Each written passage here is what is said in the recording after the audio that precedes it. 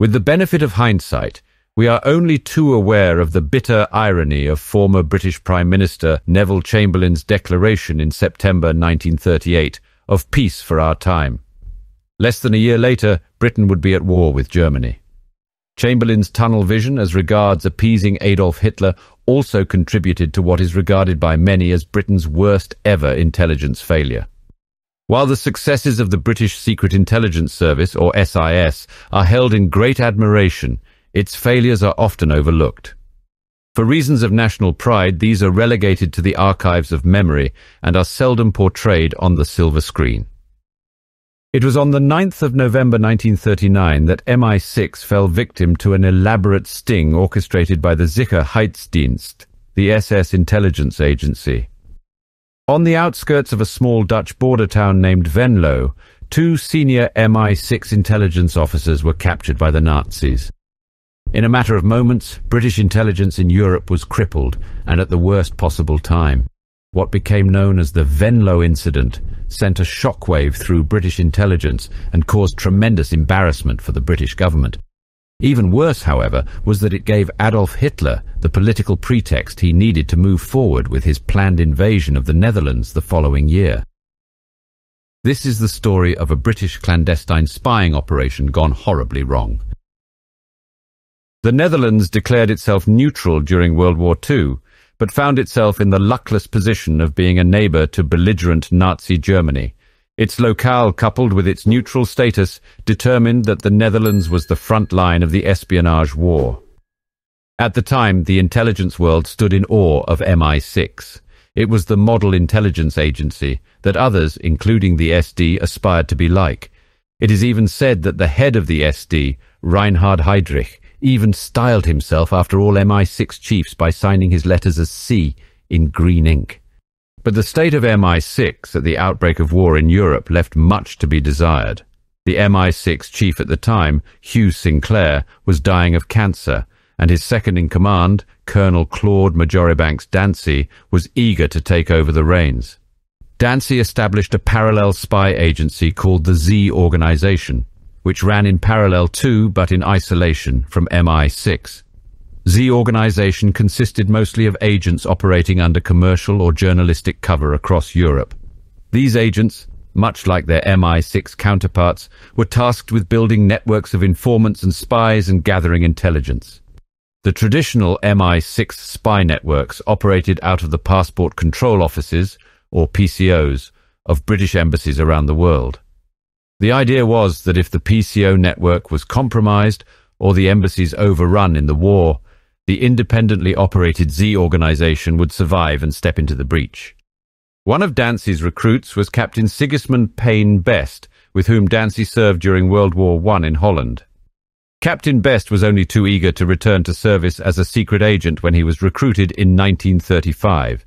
He was to be Dancy's so-called Z-man in the Netherlands. Best had settled in the Netherlands after World War I, and he ran secret agents in and out of Germany under cover of his legitimate pharmaceutical import-export business. Dancy, however, chose to merge the Z Organization with the MI6 PCO network in August of 1939. Some say that he made this decision because of his desire to be appointed the next MI6 chief, and that joining Z Organization with the PCO network improved his chances of promotion. Little did Dancy know, however, that this would prove a fatal mistake, for MI6's PCO network in the Netherlands had by that stage already been thoroughly compromised by the German SD. The MI6 station chief in the passport control office in The Hague was 44-year-old Major Richard Stevens. Described as hapless, he had little espionage experience and found himself in an intelligence leadership role almost by happenchance. Stevens was unaware that at least 2 MI6 agents operating within the British Embassy were working for Germany as double agents. The compromise was so severe that the SD had managed to set up a camera on a canal barge moored directly across from Stevens's office. The Germans knew exactly who Stevens met with on a daily basis and were reading British intelligence like an open book. This was the situation for MI6 in the Netherlands when on the 1st of September 1939, Germany sparked World War II by invading Poland. 2 days later, Britain entered the war. Despite the failure of all attempts by Neville Chamberlain to appease Hitler and negotiate for peace in Europe, he remained intent on seeking a solution, any solution, to avoid a long, drawn-out war.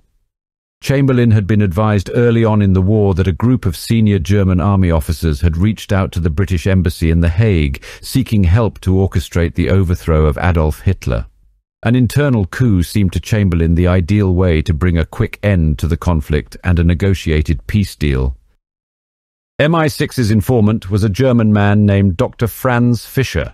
Major Stevens and Captain Best were assured that Fischer was trusted within The Hague's PCO network. With Chamberlain and Sinclair's blessing, Dancy directed Stevens and Best to meet with Dr. Fischer. Best, however, had his doubts and decided to spend a morning interrogating Fischer to establish whether he was acting in good faith. Fischer explained that the German officers he represented intended to oust Hitler and then install a military junta which would negotiate terms of peace with the Allies. At the end of their discussions, Best was convinced that Fischer was a Nazi agent planted to deceive them. He reported as much to Dancy, recommending that the German informant be lured to London and then locked up for the remainder of the war. Best was ignored. Captain Best's intuition about the German informant proved correct.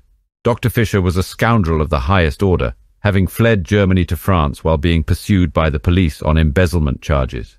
In France, he offered to become an informant to the SD in exchange for the charges against him being dropped. Fischer was then sent to The Hague to be used as bait by Reinhard Heydrich in his elaborate plan to lure MI6 into a trap intended to destroy its operations in Europe and give Germany the upper hand in the espionage war. Dancy never did realize his dream of being appointed the chief of British intelligence, an honor that went instead to Sir Stuart Menzies. Menzies was, however, just as keen as Dancy and Chamberlain for Fischer's lead to be pursued. And so, despite Best's reservations, the meetings with Fischer continued.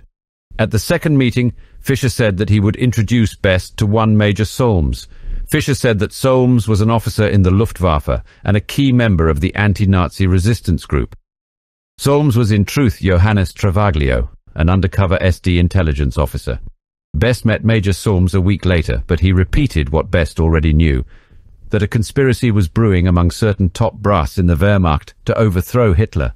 Few further details were given, with Solms saying that the higher-ups wanted to discuss the finer details of their plan with Best directly. In an ironic ploy, Solms was insistent that Best and Stevens proved that they genuinely represented the British government. This they did by arranging for an agreed-upon news item to be broadcast in a BBC German-language radio programme. Heydrich must have been grinning with glee when he listened to the broadcast, which was confirmation that the bait he had been dangling in front of MI6 had been greedily gobbled up.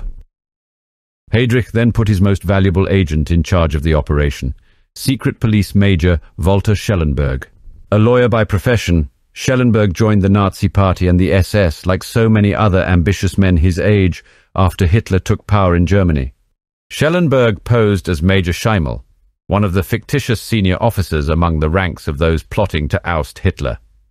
It is not precisely certain what the SD had in mind for the eventual outcome of their operation, but in the end, they perhaps got more than they bargained for. Stevens and Best were shortly to become Hitler's casus belli in his march across Europe.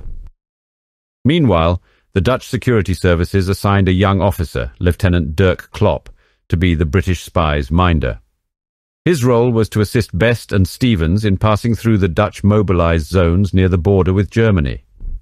Schellenberg arranged a further meeting for the 20th of October 1939 in the Dutch city of Arnhem. Expecting to be introduced to a German general, Best and Stevens were instead greeted by two SD agents posing as Wehrmacht officers. Visibly anxious, the two men had very little information to share. The discussions were in any event cut short after the house in which they were meeting was surrounded by the Dutch military police who had become suspicious. Lieutenant Klopp saved the day on this occasion by talking his colleagues down, thus preventing a search of the house. Schellenberg made his first personal appearance at the next meeting on the 30th of October, 1939. Accompanied by two other SD agents posing as German army officers, Schellenberg demanded that Best and Stevens provide him with a comprehensive statement of British objectives and desired outcomes for the war. This request made its way back to Whitehall, where the next day Chamberlain and the Foreign Secretary, Lord Halifax, did as instructed. When the draft statement was presented to the members of the British Cabinet, the document was summarily and angrily rejected. Winston Churchill is said to have been particularly vocal against the ongoing secret peace talks. British Under-Secretary for Foreign Affairs Alexander Cadogan wrote in his diary that day that he thought the men were Nazi agents. The next series of meetings were held at Café Bacchus on the outskirts of Venlo. This was chosen as the venue because it was along the Dutch-German frontier, just a few meters from the German border crossing. On the 7th of November 1939, Best, Stevens and Lieutenant Klopp met with Major Schemel and another German officer, Lieutenant Grosch. The British spies told the Germans that they had not been authorized to provide a written statement of Britain's objectives and aims for the war, and instead provided an oral summary of the British government's replies to their questions, much to the Germans' displeasure. Schemel mentioned that his fictitious army general and head of the Nazi resistance group was ready to fly to London to have high-level discussions with Chamberlain and his cabinet. To contrive a further meeting before this happened, Schemel said that the general wanted to meet with Best and Stevens to entrust with them secret documents that would become important if the plot against Hitler failed. The parties met again the next day, on the 8th of November. That same morning, the Dutch and Belgian monarchs announced their offer to serve as mediators to the warring nations. Schemel capitalized on this, telling Best and Stevens that not only was the general sick and not able to attend the meeting, but that his superiors wanted to observe Germany's reaction to the mediation proposal before moving forward with their plans. Best and Stevens accepted this explanation and agreed to reconvene the next day at Café Bacchus. At this point, Best and Stevens started to think they were being strung along, and their suspicions heightened. Although they decided to go ahead with the next meeting, they carried with them their Browning pistols. The afternoon of the 9th of November was a dull, cold day, but the British spies hoped they would finally make meaningful progress. Rumours had begun to make the rounds in Holland about an imminent German invasion, and it had been reported in the news that the previous day Hitler had narrowly escaped another attempt on his life. Accompanying the men on that day was also Best's driver. He was to return their car to The Hague if the others wished to return by train later in the evening. As their Lincoln Zephyr motorcar drew close to Café Bacchus, Best thought it strange that the usually closed customs barriers on the German side of the border had been left open. Best parked the car and saw Schemel standing on the veranda of the café.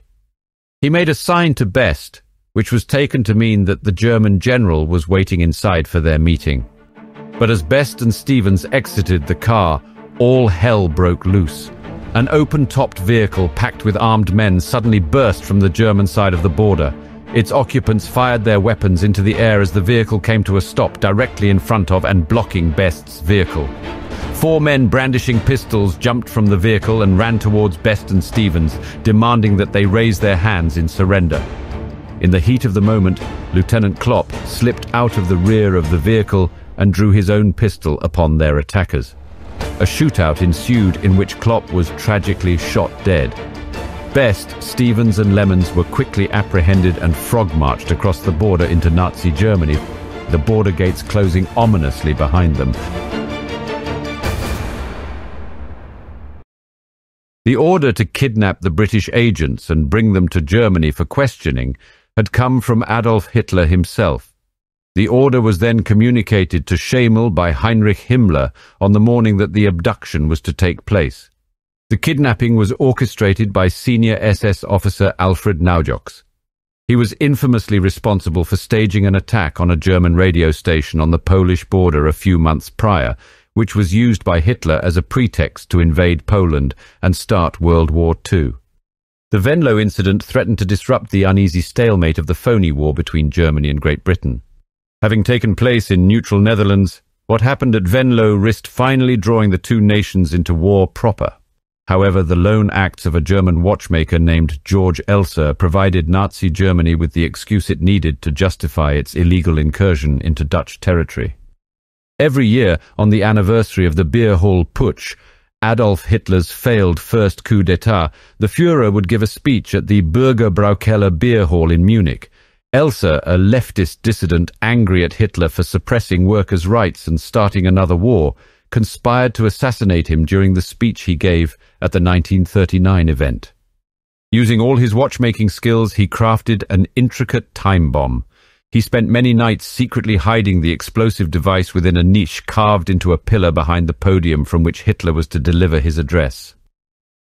On the evening of the 8th of November 1939, Hitler delivered his speech but left the venue early with his entourage of senior Nazi leaders. The bomb exploded 13 minutes after his departure, killing 8 and injuring another 62 people at the beer hall. George Elsa was arrested that night while trying to cross into Switzerland. During his interrogation, he insisted that he had acted alone, even making a replica of the time bomb to demonstrate the truth of his story. But Hitler refused to believe that Elsa had been working alone, and was convinced that the plot had the fingerprints of the British Secret Service all over it. Joseph Goebbels recognized the propaganda value of the assassination attempt and how it happened to coincide with the abduction at Venlo. A German newspaper ran a front-page article the next day naming Elsa, Stevens and Best as co-conspirators in the plot to assassinate Hitler. After their kidnapping, Best and Stevens were sent to the Gestapo Prinz Albrecht Strasse headquarters in Berlin for interrogation. It is not clear how many state secrets the Nazis managed to extract from the 2 British spies during their questioning. According to the account given by Best in his autobiography, he remained tight-lipped and gave little away. Stevens, on the other hand, is thought to have cracked and told all to his Nazi captors. In perhaps one of the most bizarre details of the story, when Stevens was abducted, he was carrying a list of the real names of all his agents in the Netherlands. Those agents were thus compromised, and their lives were placed in grave danger. After their interrogation, Best and Stevens were transferred to the Sachsenhausen concentration camp, where they were held separately in a building reserved for protected prisoners of the Gestapo. They were treated well, comparatively speaking, considering the fate of thousands of others that passed through the camps. Germany intended for Elsa, Stevens and Best to be trotted out for a public show trial after the war, and so wanted to keep them in relatively good condition. After Venlo, some within MI6 still thought that they had been negotiating with genuine German plotters. Schellenberg continued the charade for some time after the Venlo incident by transmitting wireless messages to MI6 on behalf of the fictitious German conspirators. Schellenberg eventually tired of his Funkspiel, or radio game, and sent MI6 the following mocking message revealing how badly they had been duped. Communication for any length of time with conceited and silly people is dull. You will understand, therefore, that we are giving it up. You are hereby heartily greeted by your affectionate German opposition and the Gestapo. Stevens was transferred to the Dachau concentration camp in January 1941.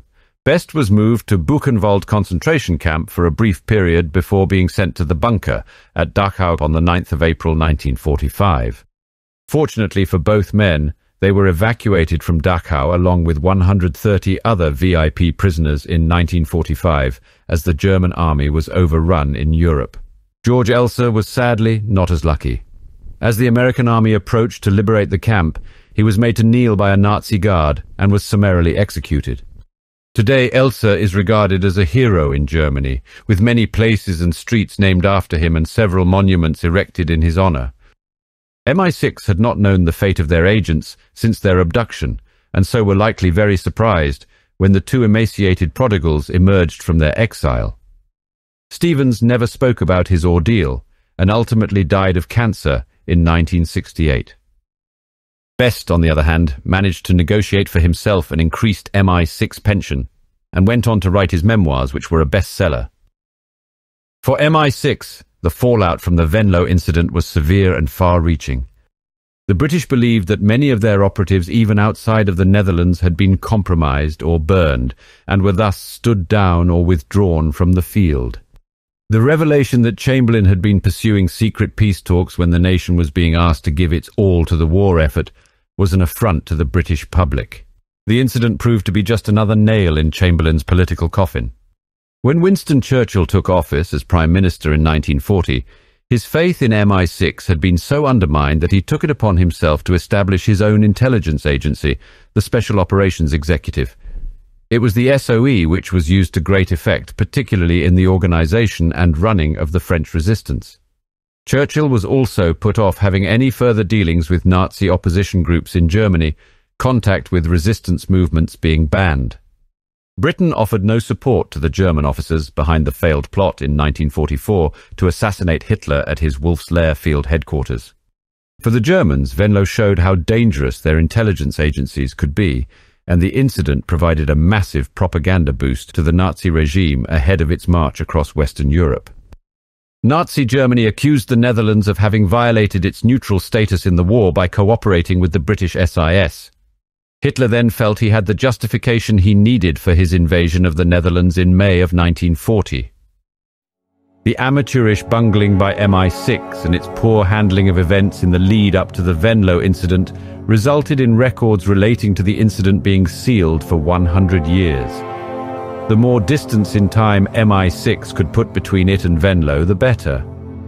British intelligence was, however, eventually able to recover from the hit its image took at Venlo, going on to conduct many successful missions during World War II and beyond. But these are stories for another day.